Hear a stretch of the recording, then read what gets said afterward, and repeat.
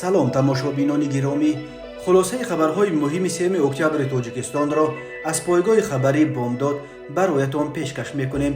Шурӯъ мекунем аз як нигоҳи кӯтоҳ ба сархати хабари муҳими рӯз дар ин барнома. Ангурхӯрии Эмомалӣ Раҳмон бо Рамазон Раимзода ва Саймумин Ятимов дар боғи ангур дар Турсунзода. Адвокати Абдуллои Ғурбатӣ гуфт ӯ бегуноҳ аст, аз толори суд озодаш кунед. Президенти Тоҷикистонро аз унвони шаҳрванди ифтихории Бишкек маҳрум карда натавонистанд.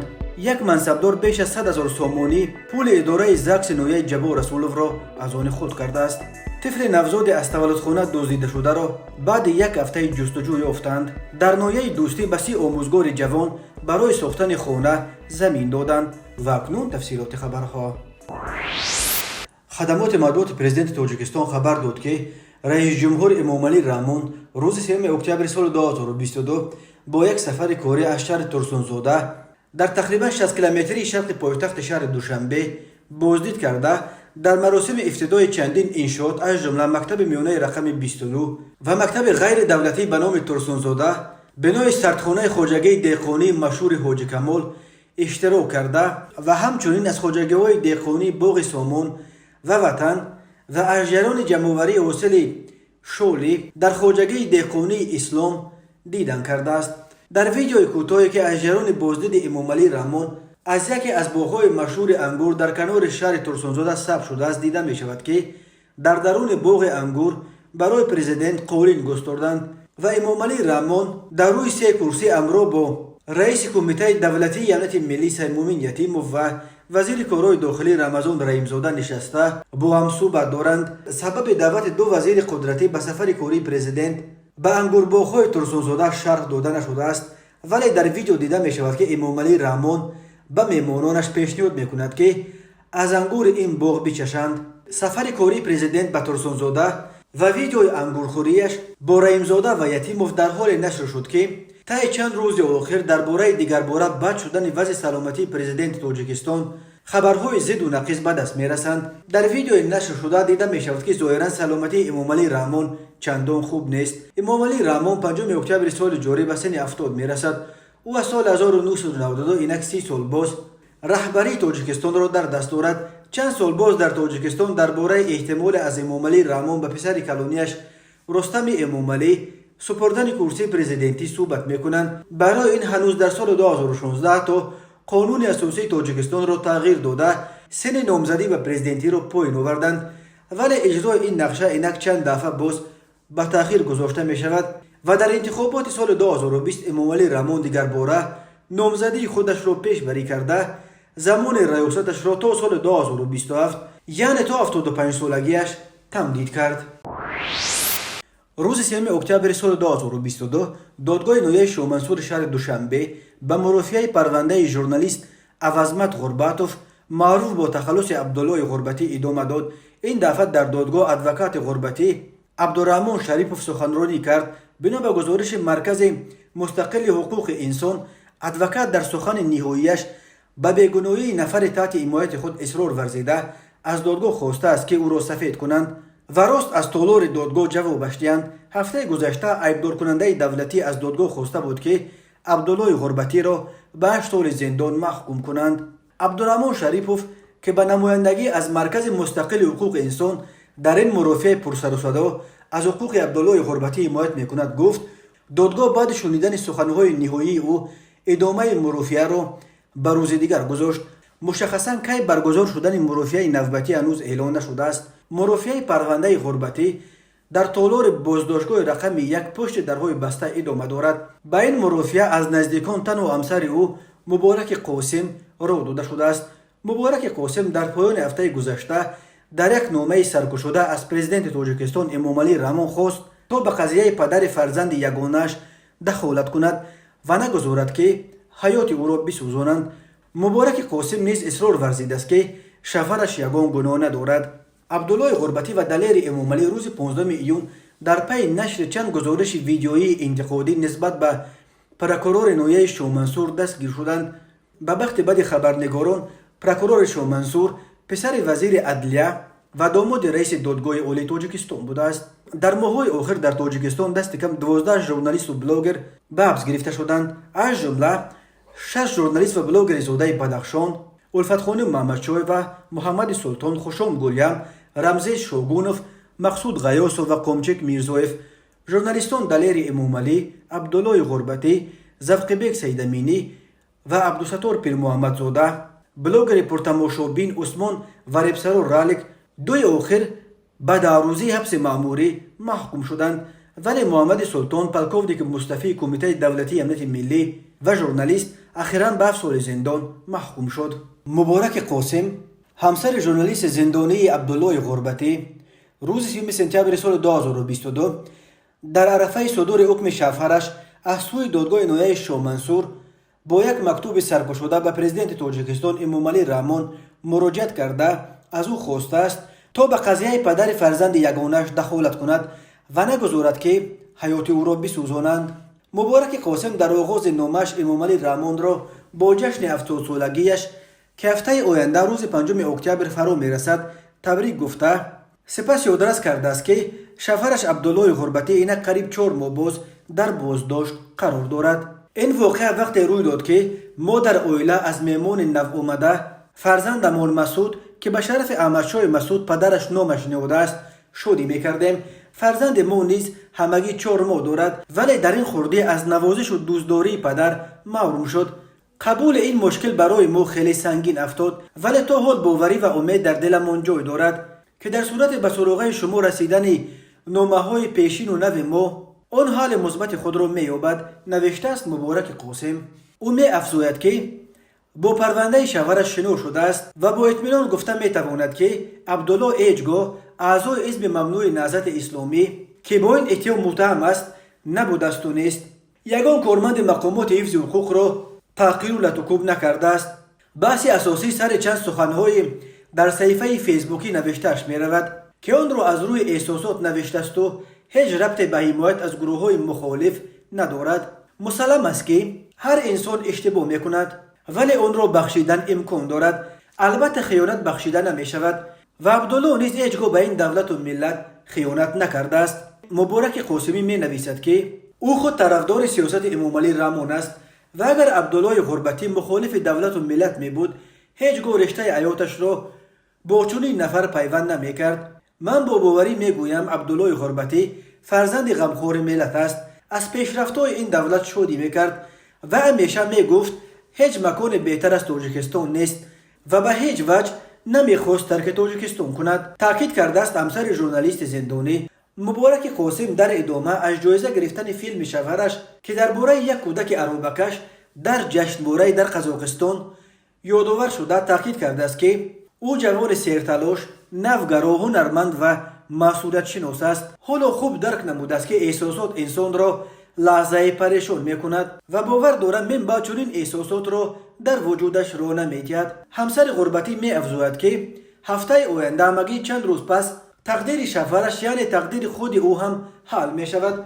طلب پرکرور نهایی شاه منصور شهر دوشنبه برای 8 سال روانه زندان نمودن یک جوان که همگی 26 سال دارد، روانه زندان نمودن پدر فرزندی که همگی 4 ماه دارد و جدایی یک عائله نفتشکیل خیلی ناعادلانه است، ولی باز هم امیدمان از قرار نهایی که از جانب سود نهایی شاه منصور داده می شود بزرگ است. باور دارم شما با حقیقت واقعی شنو شده برای به زندان نفرستادن یک جوان هنرمند و آینده‌دار مساعدت خواهید کرد.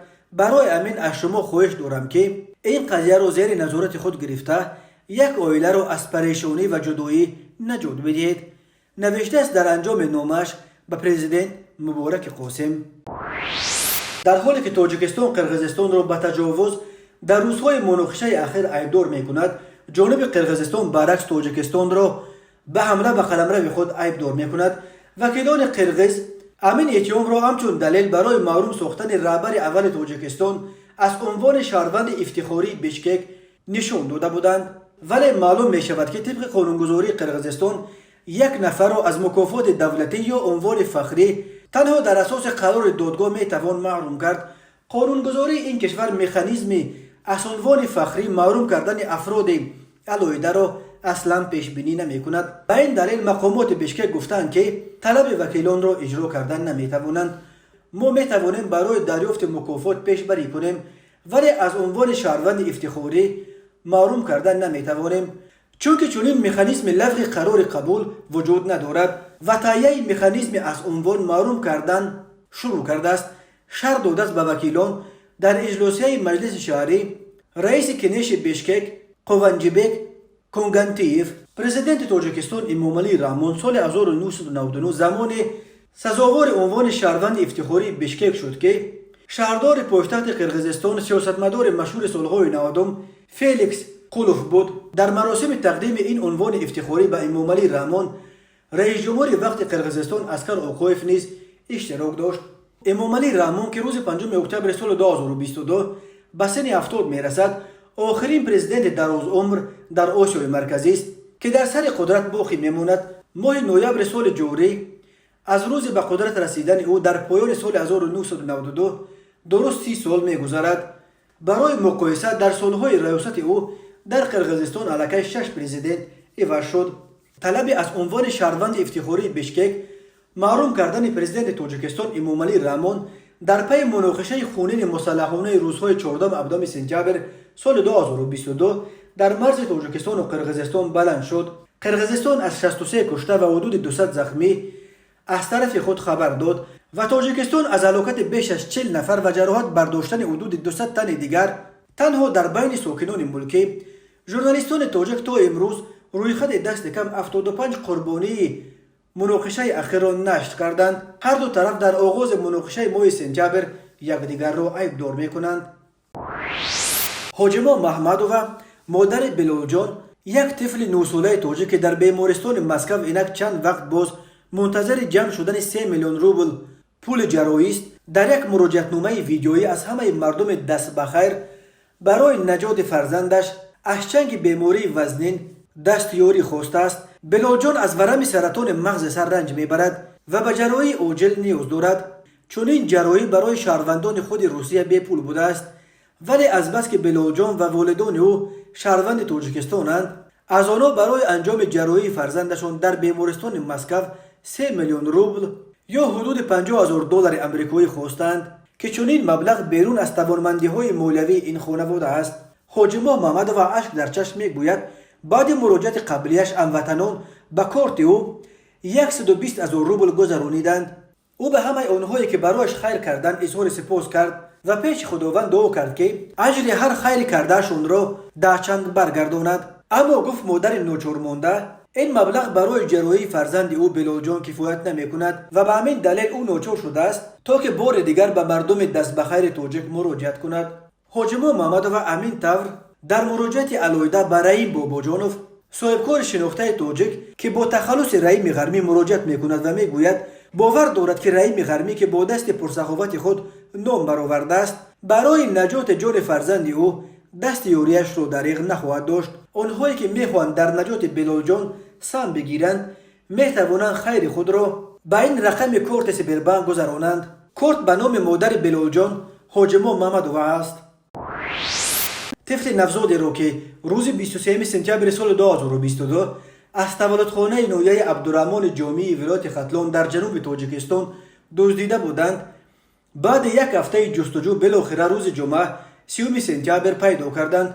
مقامات رسما این قضیه را شرح ندادند، ولی بنا به اطلاع دریافتی نوزاد را گویا یکی از زن خویشاوندان پدر این کودک دزدیده است. سبب و انگیزه دست به این کار زدن او هنوز روشن نیست. یک منبع پایگاه خبری بامداد گفت بنا به اطلاع او این زن گویا بی‌فرزند بوده است و از پسر تولد کردن همسر خویشاوندانشان خبر یافته طفل نوزاد را از تولدخانه دزدیده است. قبلا رادیوی آزادی از قبل یک کارمند شعبه کارهای داخلی نویه جامی خبر داد که شام 23 سپتامبر از تولدخانه این نویه یک طفل نوزاد را دزدیدند. والدان کودک ساکنان دهه گلستان جماعت دهات دوستی نویه بوده. این نخستین طفل آنهاست. به گفته کارمندان شعبه کارهای داخلی پدر کودک در مهاجرت مهنتی قرار داشت. مادر کودک زایمان سختی را پشت سر کرده بود تا حال در شعبه ریانیماسیون است و از ربوده شدن پسرش خبر ندارد. به اطلاع کارمندان ملیسا حادثه زمان رخ داده است که مادر کودک را بعد از جراحی به شعبه ایوی تولدخانه انتقال دادند. منبع دیگر رادیوی آزادی با تصدیق این خبر گفته است همان روز که این طفل تولد شد، در این تولدخانه 16 کودک دیگر نیز به دنیا آمده بودند. دزدیدن طفل نوزاد در تاجیکستان حادثه خیلی کم نظیر است. ماده 130 کودکس جنایی جمهوری تاجیکستان همچون جزا برای آدمربایی از 8 تا 12 سال زندان را پیش بینی می کند. در پایان سال 2021 مقامات تاجیکستان از پی هم آشکار شدن یک بار 2 حالت کودک دزدی خبر داده بودند.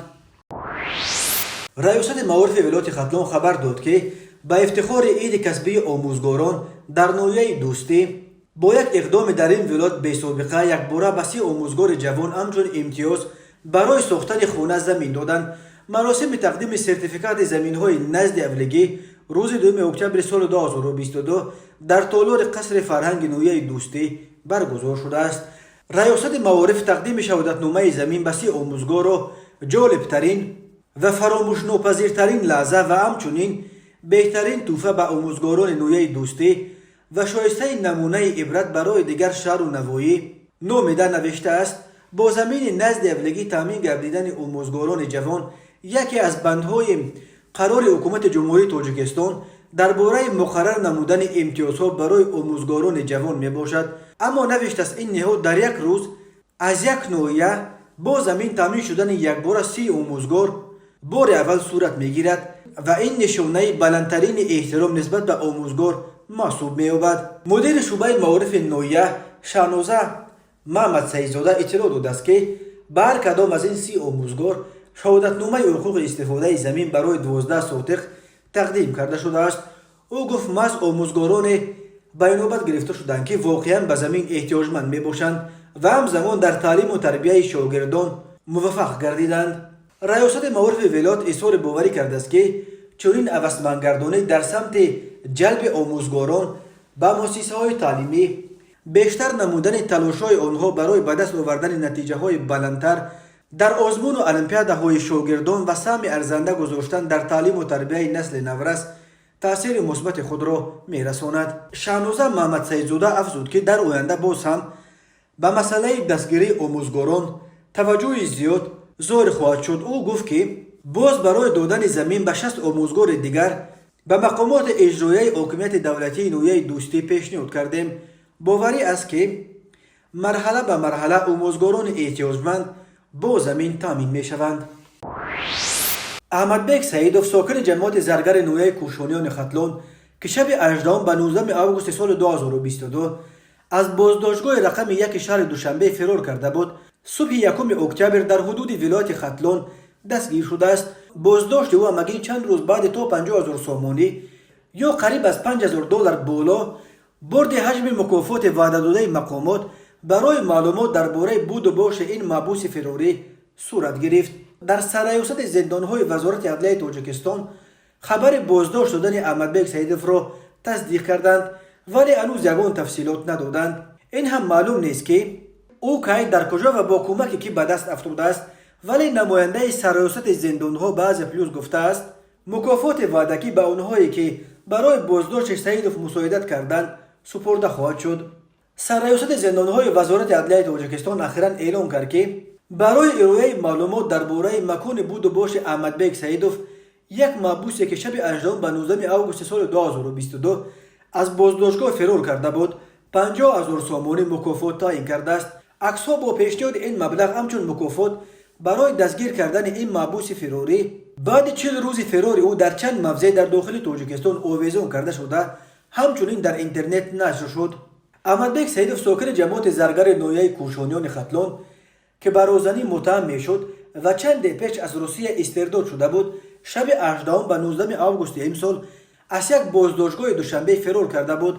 احمدبک سعیدوف در آغاز ماه آگوست در قطار 12 کس دیگر از روسیه به تاجیکستان استرداد شده به حمله غارتگرانه و تصرف 86,250 سامانی در سال 2007 در دنقره متهم می شود. روز 1 اکتبر سال 2022 در تاجیکستان موسم تیرمویی دعوت به صف قوه‌های مسلح تاجیکستان آغاز یافت. این معرکت 2 ماه تا 30 نوامبر دوام خواهد کرد.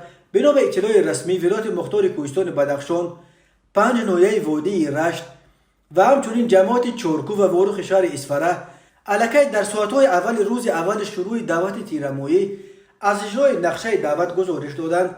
از جمله رئیس ولایت مختار کوهستان بدخشان علیشیر میرزانبود روز 1 اکتبر در مراسم با تنطنه گسیل نوسکران در خاروق در برابر دعوت شدگان از سراسر ولایت به اینجا آورده شده گفت: ما افتخار از آن داریم که مسئولان شهر و نویه‌های ولایت نقشه دعوت را در روز اول اجرا می‌نمایند. این عنعنه نیک در معرکه امسال نیز رعایت گردید و اطمینان کامل داریم که آن من بعد نیز ادامه خواهد یافت. همین طور روز 1 اکتبر دعوت شوندگان از نویه‌های منطقه رشت در میدان یک قسم حربی در نویه رشت گرد آورده شدند. گفته می شود که نقشه دعوت حربی را نویه سنگوار 100%، لخش 100%، تاجیک‌آباد 101%، نورآباد 101% و رشت زیاده از 100% اجرا کردند. خاور خبر داد که در بین دعوت شده ها 30 نفرش فرزندان منصبداران دولتی می باشند. قبلا گزارش شده بود که وزیر مدافع تاجیکستان شیرعلی میرزا اخیراً از کمیسرهای حربی تقاضا کرده است که بیشتر فرزندان منصبداران را به خدمت حربی جلب کنند. این در واکنش به انتقادهایی است که می گفتند ارتش تاجیکستان به ارتش بچه‌های کارگر و دیقان و آدمان بی‌صاحب تبدیل یافته است و کسی از منصبداران یا آنهایی که پشت زور دارند فرزندانشان را از خدمت ارتش خلاص می‌کنند.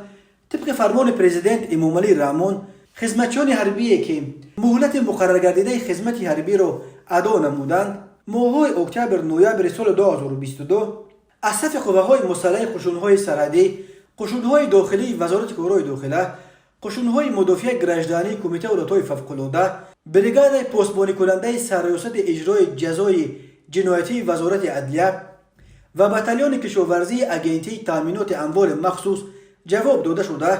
به جای آنها جوانان سال تولدشان از سال 1995 تا 2004 به خدمت دعوت کرده می شوند.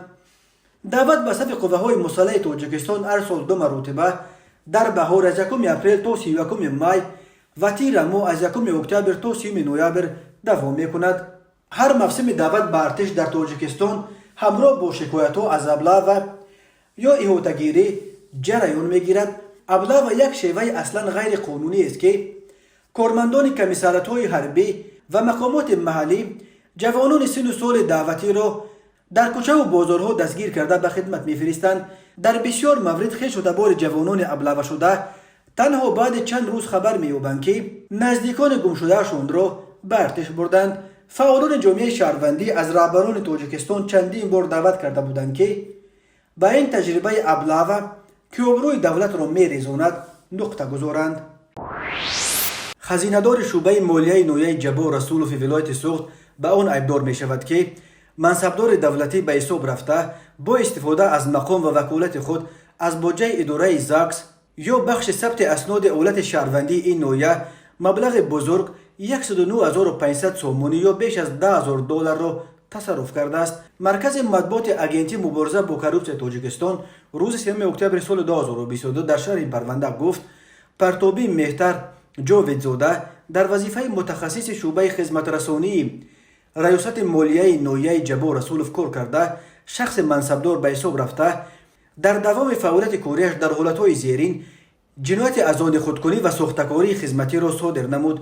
چنانچه نام برده همچون سرپرست بخش ثبت اسناد اولت شهروندی نویه جبار رسولوف وظیفه گذاری گردیده با استفاده از برنامه الکترونی SGB Net از بودجه بخش مذکور مبلغ عمومی 109,500 سومونی را با روی ساختکاری خدمتی به تصرف خود درآورد که در نتیجه به دولت ضرر کلان مادی رسانیده است. اگنتی گفت در رابطه با این دولت نسبت به پرتابی مهتر جاوید زاده بر اساس ماده های 245 قسم 3 بند ا و 323 کودکس جنایتی جمهوری تاجیکستان با اتهام تصرف پول بودجه و ساختکاری خدمتی پرونده جنایتی آغاز کرده شده در پی انجام تفتیش پیشکی و تصدیق فکر عیبدارکنی به دادگاه ارسال کرده شده است. با جاوید زاده بر اساس قسم 3 ماده 245 برای تصرف پول بودجه به مبلغ بزرگ همچون جزا جریمه به اندازه از 1192 تا 1824 نشان دهنده برای حسابها و یا از 6 تا 10 سال زندان با محروم کردن از حقوق اشغال منصب‌های معین یا مشغول شدن با فعالیت معین به مهلت تو 4 سال تهدید میکند. همین طور بر اساس ماده 323 برای سوختگاری خدمتی به جاویدزاده همچون جزا جریمه به اندازه از 250 تا 365 نشان دهنده برای حسابها یا کارهای اصلاحی مهنتی به مهلت از 1 تا 2 سال یا محروم ساختن از آزادی به مهلت تا 2 سال با محروم کردن از حقوق اشغال منصب‌های معین یا مشغول شدن با فعالیت معین به مهلت تا 3 سال یا بدون آن تهدید میکند. مرکز مطبوعات وزارت کارهای داخلی تاجیکستان خبر داد که روز 1 اکتبر سال 2022 بر اثر 3 صدمه مرگاور در راههای ترسونزاده ایسار دوشنبه وحدت و کیلومتر 23 راه وحدت کولوب 4 نفر از جمله یک دختر نابالغ 17 ساله، 2 جوان 21 و 22 ساله و یک مرد 54 ساله به هلاکت رسیدند. از جمله شب 1 اکتبر سال 2022 تقریبا ساعت 9:40 دقیقه راننده ماشین تمغه تویوتا کمری میرزایف افتخار سال تولدش 1992 ساکن پایتخت هنگام حرکت از سمت شهر ترسونزاده به سمت شهر دوشنبه در شهرهای ترسونزاده ایسار دوشنبه پیادهگرد نابالغ مختار و منوره با قسم پیش ماشینش زده است. در نتیجه پیادهگرد نابالغ مختار و به سلامتیش ضررات وزن جسمانی برداشته در جای حادثه به هلاکت رسیده است. راننده میرزایف اول در جای حادثه نایستاده از جای حادثه فرار نموده است ولی بعد چند لحظه برگشته آمده است. از روی این حالت تحقیقات ادامه دارد. اینچنین شب 1 اکتبر سال 2022 تقریبا ساعت 21:20 دقیقه راننده ماشین تمغه خوندای فاضل‌زاده حسین جان سنگلی سال تولدش 1997 ساکن شهر وحدت هنگام حرکت از سمت شهر دوشنبه به سمت شهر وحدت از عهده دارای واسطه نقلیات نبرآمده به مانعه گذاشته کنار را برخورده است. در نتیجه مسافر داخل ماشین عالموف خیرالله سال تولدش 1968 ساکن شهر وحدت جراحت وزن جسمانی برداشته در جای حادثه به هلاکت رسیده است. همچنین 1 اکتبر سال 2021 تقریبا ساعت 12:10 دقیقه راننده ماشین تمغه اوپل استرا کاملزاده بختیار فیض‌الله سال تولدش 2001 ساکن شهر وحدت هنگام حرکت در کیلومتر 23 راه ماشینگرد وحدت کولوب خاروخ از عهده دارای واسطه نقلیات نبرآمده به سیمچوب برقی کنار راه برخورده است. در نتیجه مسافر داخل ماشین مومنوف شهزاد سال تولدش 2000 ساکن همین شهر و رجبوف نوردین سال تولدش 2001 ساکن ناحیه خراسان جراحت وزن جسمانی برداشته در جای حادثه به هلاکت رسیدند.